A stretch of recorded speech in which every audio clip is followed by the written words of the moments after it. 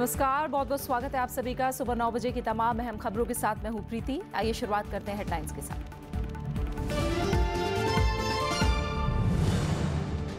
OBOR सम्मेलन से भारत ने बनाई दूरी, कहा परियोजना क्षेत्रीय अखंडता का उल्लंघन। बीजिंग में बैठक जारी।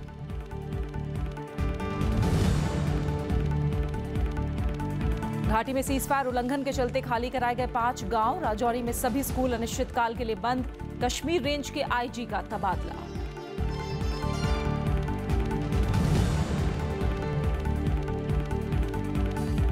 सामुदायिक रेडियो को बढ़ावा देगी सरकार। 50 से बढ़ाकर 75% की सब्सिडी राशि।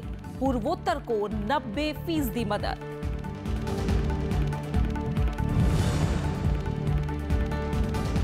ओडिशा में लू से अब तक 5 की मौत। तेलंगाना, राजस्थान समेत उत्तर भारत भीषण गर्मी की चपेट में। पश्चिम बंगाल में बिजली गिरने से गई 8 लोगों की जान।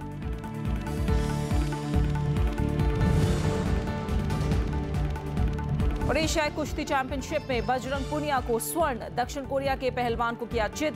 सरिता का रजत पर कब्जा।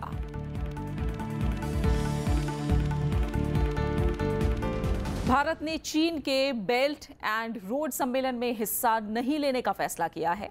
पाकिस्तान अधिकृत कश्मीर में बन रहे चीन के आर्थिक गलियारे के मद्देनजर यह फैसला लिया गया है।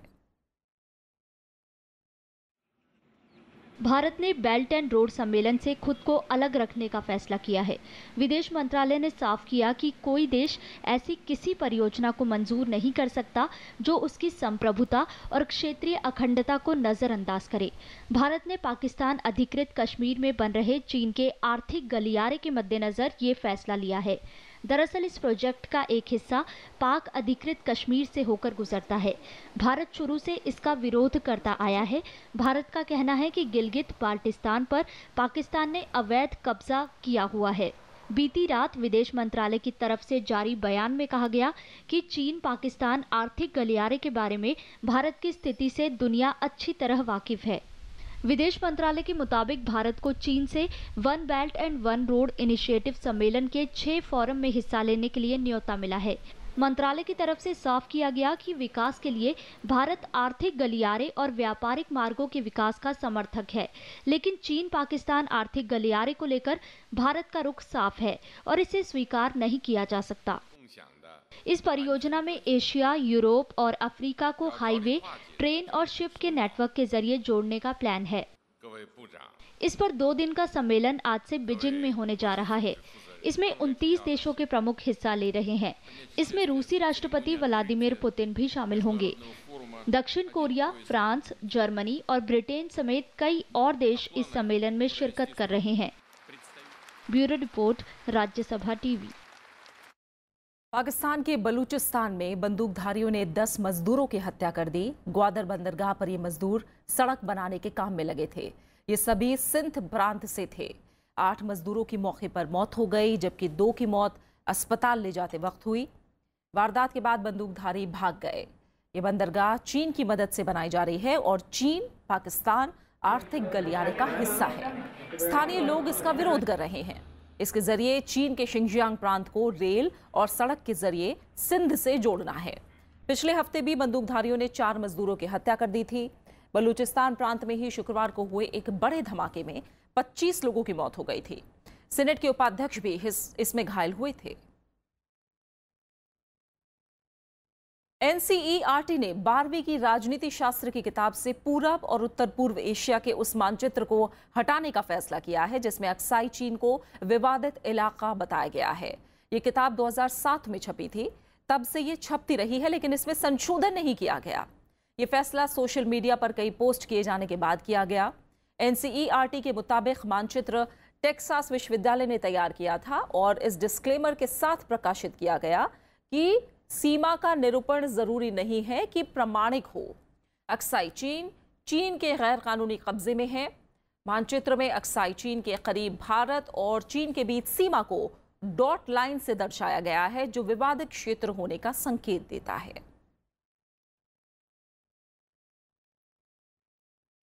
जम्मू कश्मीर में पाकिस्तान की ओर से संघर्ष विराम उल्लंघन आज चौथे दिन भी जारी है। ताजा गोलीबारी में राजौरी गई है। भारत की तरफ से भी गोलीबारी का माकूल जवाब दिया जा रहा है।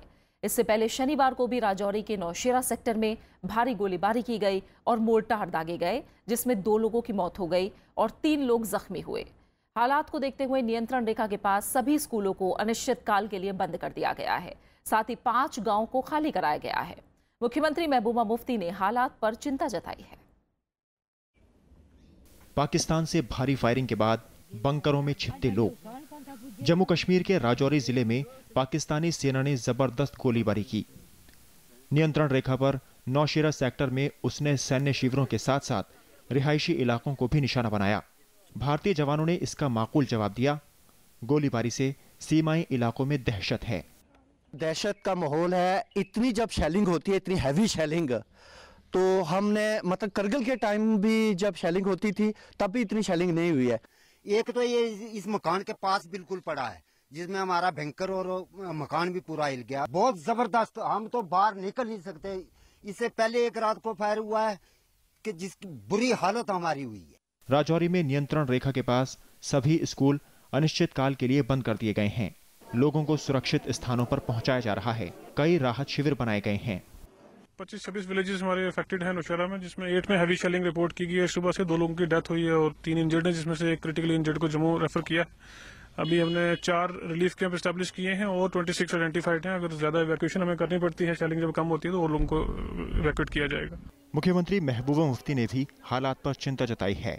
पिछले कई दिनों से फायरिंग हो रही है। पहले एक लेडी की डेथ हो गई, फिर दूसरी आज और डेथ्स हो गई हैं। इस वक्त ये अफसोस की बात है और मैंने हमेशा से हमारा ये मानना है कि जंग और कन्फ्रंटेशन, इस तरह से गोलाबारी से सबसे ज्यादा नुकसान जो होता है हमारी रियासत का होता है, हमारे लोगों का होता है। मिलजुल के, जैसे वाजपेयी जी के टाइम में हमें मिलजुल के एक दूसरे के जो हम हमसाया हैं, मिलजुल के रहने की आदत डालनी पड़ेगी और अमन से रहने की आदत डालनी पड़ेगी। जम्मू कश्मीर में 3 दिन से संघर्ष विराम उल्लंघन का ये तीसरा मामला है।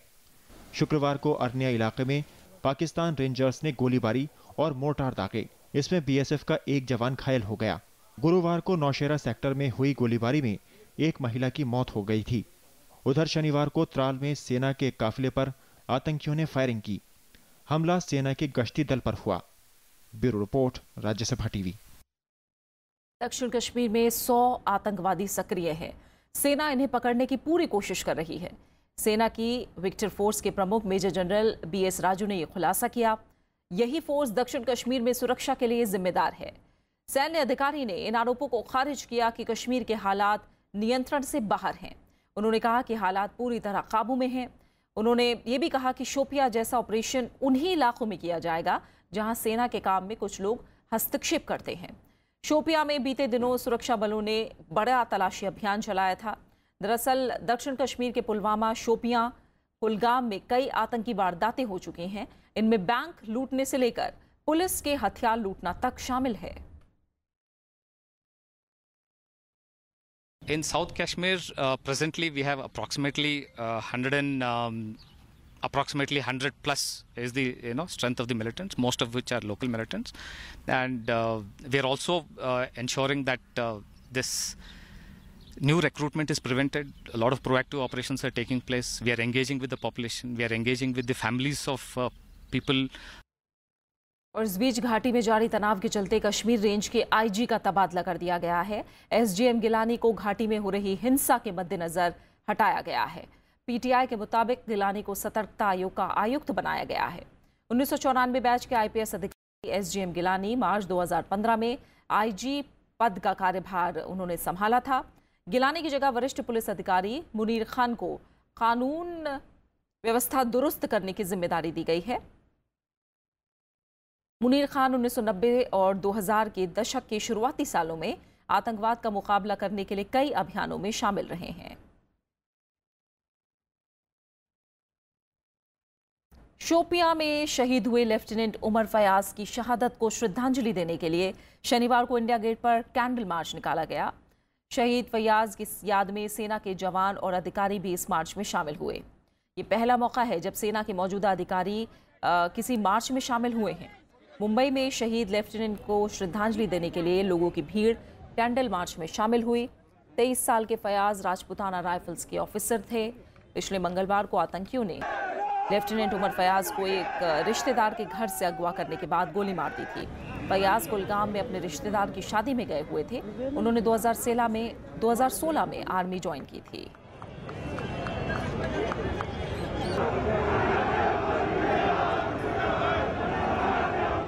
पाकिस्तान कुलभूषण जाधव के मामले पर अंतर्राष्ट्रीय कोर्ट को जवाब देने की तैयारी में जुटा है। खबरों के मुताबिक पाकिस्तान के अटॉर्नी जनरल अशतर औसाफ ने इस मसले पर विदेश मंत्रालय और कानून मंत्रालय के अधिकारियों के साथ 2 दिन तक बैठक की। अशतर अंतर्राष्ट्रीय न्यायालय के सामने पाकिस्तान का पक्ष रख सकते हैं। इस मामले में सोमवार को सुनवाई होगी। पाकिस्तान की एक सैन्य अदालत ने हाल ही में भारतीय नागरिक कुलभूषण को जासूसी के आरोप में मौत की सजा सुनाई थी, जिसके खिलाफ भारत ने अंतर्राष्ट्रीय न्यायालय का दरवाजा खटखटाया था।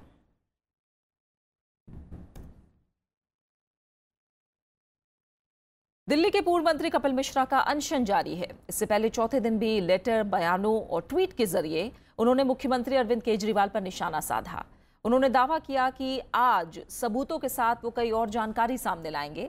इससे पहले शनिवार को पार्टी के नेता संजीव झा ने कपिल मिश्रा के खिलाफ अनशन की कोशिश की, लेकिन पुलिस ने उन्हें हिरासत में ले लिया। संजीव झा ने कपिल से केजरीवाल पर लगे आरोपों पर सबूत देने या माफी मांगने की मांग की है। आम आदमी पार्टी ने बागी विधायक कपिल मिश्रा के अनशन का जवाब अनशन से देने की तैयारी की है। बुराड़ी से पार्टी विधायक संजीव झा ने अनशन करने का फैसला किया। इस कड़ी में वो शनिवार को राजघाट पहुंचे। यहां से वो कपिल मिश्रा के घर के लिए रवाना हुए, लेकिन पुलिस ने उन्हें हिरासत में ले लिया।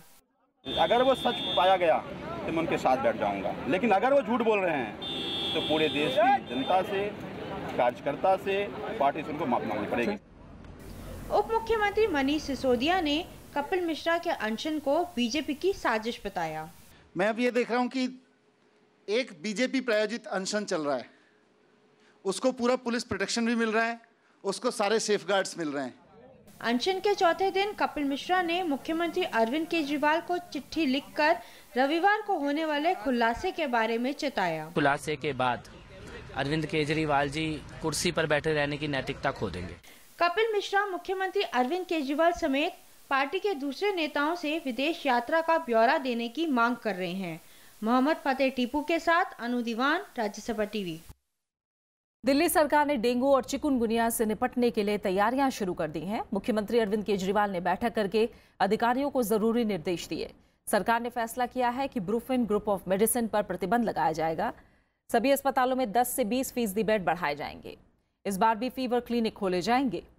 मुख्यमंत्री ने केंद्रीय स्वास्थ्य मंत्री जेपी नड्डा को पत्र लिखकर केंद्र के अस्पतालों में 10% बिस्तर रिजर्व रखने की अपील की है। नेशनल ग्रीन ट्रिब्यूनल ने डेंगू और चिकुनगुनिया पर रोकथाम के लिए सरकार के उपायों पर नाराजगी जताई थी। एनजीटी ने इसके लिए लोकल कमिश्नर नियुक्त किए हैं।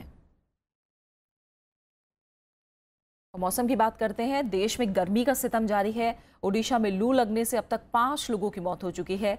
शनिवार को पश्चिम बंगाल में बिजली गिरने से 8 लोगों की जान चली गई। देश के कई इलाके भीषण गर्मी की चपेट में हैं। वहीं हिमाचल प्रदेश और उत्तराखंड में बारिश के बाद तापमान में गिरावट आई है।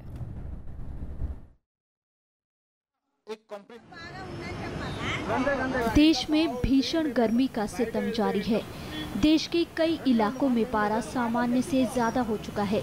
ओडिशा के अंगुल जिले में लू लगने से शनिवार को एक और शख्स की मौत हो गई। राज्य में अब तक गर्मी और लू से 5 लोगों की जानें जा चुकी हैं। राजधानी दिल्ली में गर्मी से लोगों का बुरा हाल है। यहाँ ज्यादातर इलाकों में पारा 41 के पार है। राजस्थान में भी भीषण गर्मी के चलते आम जनजीवन अस्त व्यस्त है। राज्य के कोटा और चूरू में तापमान 45 डिग्री सेल्सियस तक जा पहुंचा है। देश के कई इलाकों में पारा 40 से ऊपर बना हुआ है। दक्षिण भारत में भी गर्मी का प्रकोप जारी है। ये सर 44-45 टेम्परेचर चल रहा है सर। घर से निकलना मुश्किल हो गया, इसलिए हम डिहाइड्रेशन से बचने के लिए जूस पानी से गुजारा कर रहे हैं सर। बाहर निकलना तो आग में निकले वैसा हो रहा है सर। दिन में तो नहीं, रात में भी वही प्रॉब्लम है सर। ऊपर से लाइट भी चले जाता है सर। हालांकि देश के कुछ इलाकों में बारिश से लोगों को राहत मिली है। हिमाचल प्रदेश के शिमला में शुक्रवार को मूसलाधार बारिश ने तापमान में गिरावट ला दी। गुजरात के राजकोट में भी भारी बारिश दर्ज की गई। पश्चिम बंगाल के कई जिलों में बिजली गिरने से शनिवार शाम 8 लोगों की जान चली गई और 14 घायल हैं। यहाँ तूफान के बाद रेल और हवाई यातायात पर बुरा असर पड़ा है। Bureau report, Rajya Sabha TV. और खबरें जारी हैं, आप बने रहे हमारे साथ। हम लौट रहे हैं एक छोटे से ब्रेक के बाद।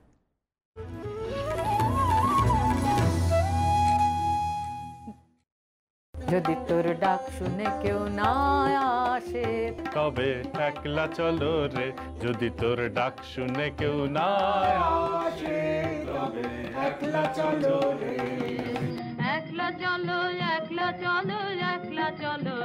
विरासत में इस बार गुरुदेव रविंद्रनाथ ठाकुर का रचना संसार हिंदी में पहली बार सिर्फ राज्यसभा टेलीविजन पर। चलो एकला चलो एकला चलो।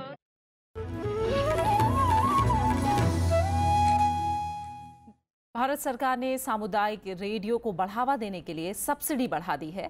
अब इसके लिए 75% राशि तक सब्सिडी दी जाएगी, जो पहले 50% थी। वहीं पूर्वोत्तर राज्यों के लिए सब्सिडी की राशि 90% तक करने का फैसला लिया गया है। सूचना और प्रसारण मंत्री वेंकैया नायडू ने इसकी घोषणा की है। सरकार का मानना है कि सामुदायिक रेडियो की मदद से लोगों तक सरकार के कामकाज को आसानी से पहुंचाया जा सकता है। विजय माल्या के प्रत्यर्पण की सुनवाई 13 जून तक टल गई है। ये मामला ब्रिटेन की अदालत में है। पहले सुनवाई 17 मई को होनी थी। ब्रिटेन की अभियोजन एजेंसी ने कहा है कि वो भारत सरकार की तरफ से दलील देगी। माल्या पर देश के 17 बैंकों का 9,000 करोड़ रुपए से ज्यादा बकाया है।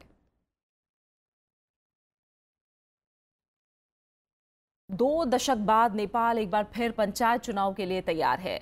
आज से शुरू हो रहे इस चुनाव को नेपाल के लिए बेहद अहम माना जा रहा है। देश के 7 प्रांतों में 2 चरण में वोट डाले जाएंगे। आज 3 प्रांतों में मतदान होना है। नेपाल में आज हो रहे स्थानीय चुनाव के पहले चरण के मतदान के लिए कड़ी सुरक्षा व्यवस्था की गई है। करीब 2 दशक बाद चुनाव के तहत नेपाल के राज्य संख्या 3, 4 और 6 में मतदान होगा। तीनों प्रांतों में 283 निकायों के लिए चुनाव हो रहा है। इसमें 34 जिलों के करीब 50 लाख मतदाता मताधिकार का इस्तेमाल करेंगे। इस चुनाव को नेपाल के लिए बेहद अहम माना जा रहा है। We have to choose those person who is ready to do something, like the current situations. You have to see our roads, vehicles, transportations, everything. And main thing is that who, play is the role modeler and change the total system. चुनाव के लिए व्यापक प्रबंध किए गए हैं। नेपाल के चुनाव आयोग ने स्वतंत्र, निष्पक्ष और भयमुक्त माहौल में चुनाव कराने के लिए पूरी तैयारियां की हैं। विरोध की आशंका के मद्देनजर प्रशासन सतर्क है। वहीं अंतर्राष्ट्रीय सीमा पर हाई अलर्ट घोषित कर दिया गया है। देशको लागि राम्रो काम गर्छ नि उसैलाई भोट हालिन्छ, त्यो कुन त्यो पार्टीको नाम चाहिँ चुज गर्दैन। बीते 2 दशक से नेपाल में स्थानीय निकायों का कोई नेतृत्व नहीं है। देश में राजनीतिक अस्थिरता को ठीक करने में ये चुनाव बेहद अहम साबित हो सकता है। इससे पहले मई 1997 में ये चुनाव होने थे, लेकिन माओवादी संघर्ष के चलते ऐसा नहीं हो पाया। इसके बाद नेपाल में राजनीतिक स्थिरता नहीं बन पाई, लिहाजा हर बार चुनाव टलता रहा। दूसरे दौर में 4 प्रांतों में 14 जून को मतदान होना है। Bureau report, Rajya Sabha TV. अंतर्राष्ट्रीय दबावों को दरकिनार कर उत्तर कोरिया ने एक बार फिर बैलिस्टिक मिसाइल का परीक्षण किया है। इसका परीक्षण राजधानी प्योंगयांग के पश्चिमोत्तर में स्थित कासोंग से किया गया है। मिसाइल परीक्षण कामयाब रहा या नहीं, फिलहाल इसकी जानकारी नहीं है। इस परीक्षण से एक बार फिर कोरियाई प्रायद्वीप में तनाव का माहौल है। अमेरिका ने पहले ही कोरियाई प्रायद्वीप में अपने जंगी बेड़े को भी भेज रखा है। अंतर्राष्ट्रीय प्रतिबंधों और दबावों के बावजूद उत्तर कोरिया परमाणु और मिसाइल कार्यक्रम को आगे बढ़ा रहा है। उत्तर कोरिया के मिसाइल और परमाणु कार्यक्रम को रोकने के लिए अमेरिका हर मुमकिन दबाव बनाने की कोशिश कर रहा है। तुर्की में शनिवार को एक भीषण सड़क हादसे में 23 लोगों की मौत हो गई और 11 घायल हुए हैं। पर्यटकों को ले जा रही बस दक्षिण पश्चिमी हॉलिडे टाउन ऑफ मार्मरीज के नजदीक दुर्घटनाग्रस्त हो गई। हादसे के तुरंत बाद राहत और बचाव का काम शुरू किया गया। घायल लोगों को नजदीकी अस्पताल में भर्ती कराया गया। बताया जा रहा है कि बस तुर्की के पश्चिमी शहर इजमिर से पर्यटकों को लेकर रवाना हुई थी। बोगला प्रांत के गवर्नर के मुताबिक दुर्घटना का कारण बस का ब्रेक फेल हो जाना हो सकता है। हादसे के असल कारणों का पता लगाने के लिए जांच की जा रही है। और उपराष्ट्रपति मोहम्मद हामिद अंसारी ने पूर्व प्रधानमंत्री इंदिरा गांधी की याद में इंडियाज इंदिरा सेंटिनल ट्रिब्यूट किताब का विमोचन किया। इस किताब का पहला अंक कांग्रेस उपाध्यक्ष राहुल गांधी ने राष्ट्रपति प्रणब मुखर्जी को भेंट किया। राष्ट्रपति ने इंदिरा गांधी की विदेश नीति और नई अंतर्राष्ट्रीय आर्थिक व्यवस्था में उनके योगदान को याद किया। उपराष्ट्रपति मोहम्मद हामिद अंसारी ने कहा कि ये किताब इंदिरा गांधी जैसी ऐतिहासिक शख्सियत की जिंदगी और काम को समझने का बेहतर जरिया है। पूर्व प्रधानमंत्री मनमोहन सिंह ने कहा कि इस किताब से इंदिरा गांधी जैसी शख्सियत को समझने में और मदद मिलेगी। Policy, Indira Ji was a champion of new international economic order, maintained vigorous opposition to apartheid and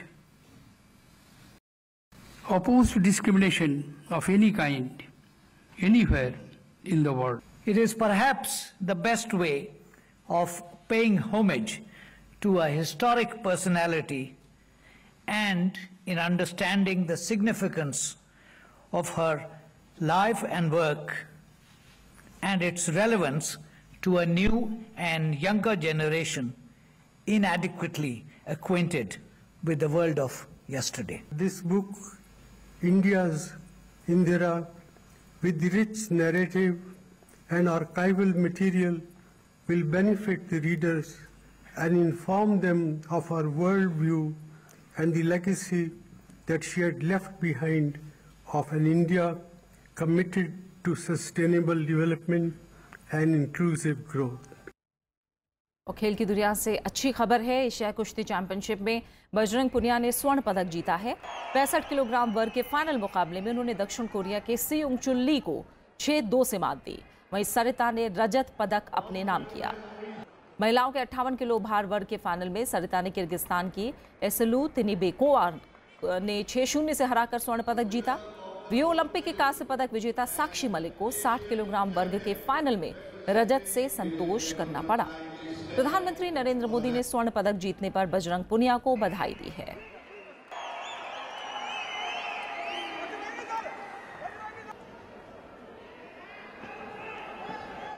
अंतरिक्ष प्रौद्योगिकी में दुनिया का सबसे छोटा उपग्रह विकसित कर लिया गया है। पूर्व राष्ट्रपति अब्दुल कलाम की याद में इसका नाम कलाम सैट रखा गया है। इस उपग्रह को तैयार किया है चेन्नई के एक छात्र ने।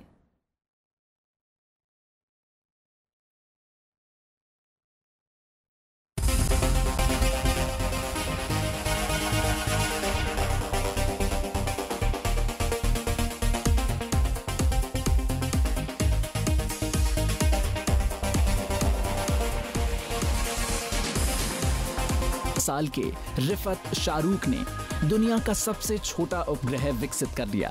ये इतना छोटा है कि इसे जेब में ले जाया जा सकता है और ये हमारे मोबाइल फोन से भी हल्का है। इस उपग्रह का वजन मात्र 64 ग्राम है। इससे भी रोचक इस उपग्रह का नाम है जो डॉक्टर APJ अब्दुल कलाम की याद में कलाम सैट रखा गया है और ये 21 जून को नासा द्वारा उड़ान भरने को पूरी तरह से तैयार है। नासा और iDoodle लर्निंग नाम की एक शिक्षण संस्था द्वारा आयोजित क्यूब इन स्पेस नाम की प्रतियोगिता में रिफत ने इस उपग्रह को विकसित किया है। This contest was judged by the scientists and engineers in NASA. One of the scientists from Colorado Space Grand Cosmotorium has appreciated us using an idiom. Actually, he said, we nearly fell out of the chair. Actually, that means he was so excited and he was so amazed. दुनिया के सबसे छोटे उपग्रह होने के साथ साथ ये ऐसा पहला उपग्रह भी है जो 3D प्रिंटिंग द्वारा बनाया गया है। इसे SR-4 रॉकेट द्वारा वैलप्स स्पेस फ्लाइट फैसिलिटी वर्जीनिया से लॉन्च किया जाएगा। रिफत शाहरुख के मुताबिक ये उपग्रह कार्बन फाइबर पॉलीमर से बना हुआ है। अपनी 12 मिनट की उड़ान में ये कलाम सैट प्रौद्योगिकी प्रदर्शक के रूप में कार्य करेगा और भविष्य में आर्थिक अंतरिक्ष मिशन की योजनाओं के लिए प्रोत्साहन देगा। 1 किलोग्राम से भी कम वजन होने के कारण इस उपग्रह को फेम्टो ग्रुप में रखा गया।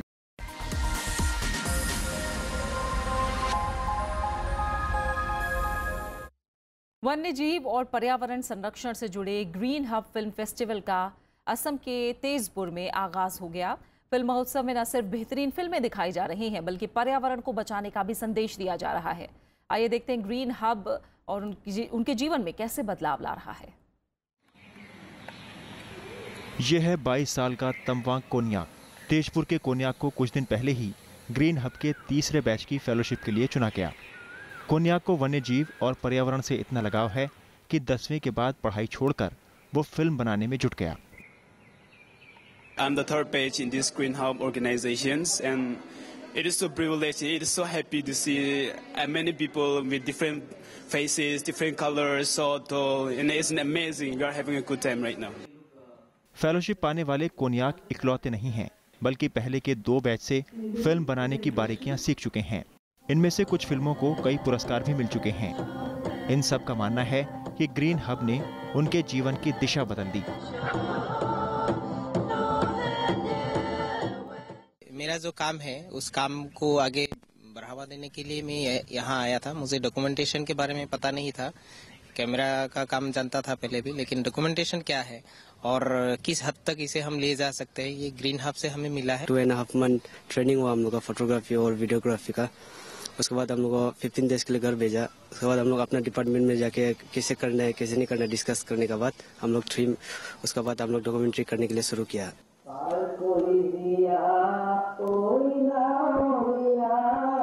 इस महोत्सव में युवा फिल्मकारों की कई फिल्मों का प्रदर्शन हुआ, जिसकी जाने माने फिल्मकारों ने सराहना की। Boys and girls from remote corners from all over Northeast, they are looked after.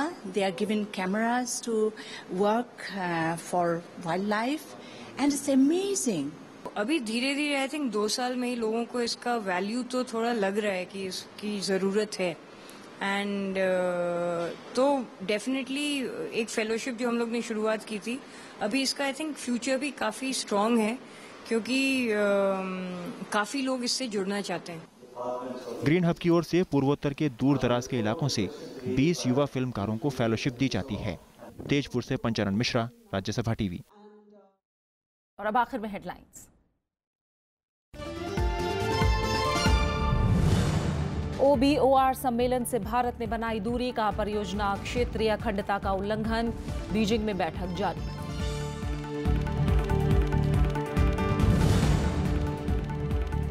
घाटी में सीजफायर उल्लंघन के चलते खाली कराए गए 5 गांव। राजौरी में सभी स्कूल अनिश्चितकाल के लिए बंद। कश्मीर रेंज के IG का तबादला।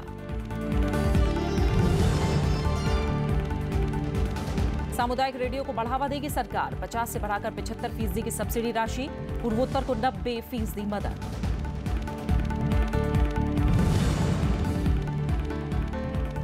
ओडिशा में लू से अब तक 5 की मौत। तेलंगाना, राजस्थान समेत उत्तर भारत भीषण गर्मी की चपेट में। पश्चिम बंगाल में बिजली गिरने से गए 8 की जान।